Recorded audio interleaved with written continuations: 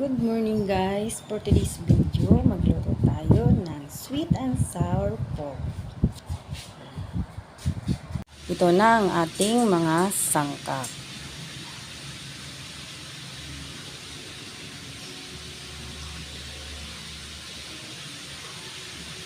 Ayan natin ang sangkap. Ayan na ang ketchup. Ihulog na natin ang liquid seasoning, soy sauce, vinegar, brown sugar, cornstarch, pampalapot sa salsa. Pagsama-samahin lang natin yan. Maglagay din tayo ng konting tubig.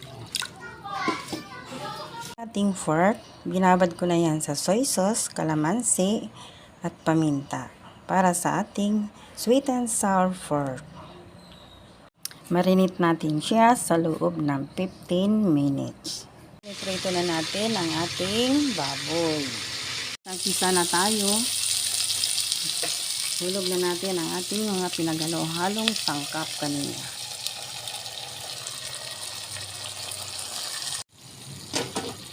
Ayan, kumulo na. Ihulog na natin ang ating pork.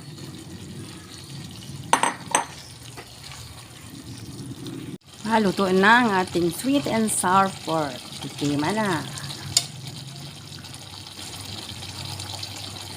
Sabaw pa lang, ulam na.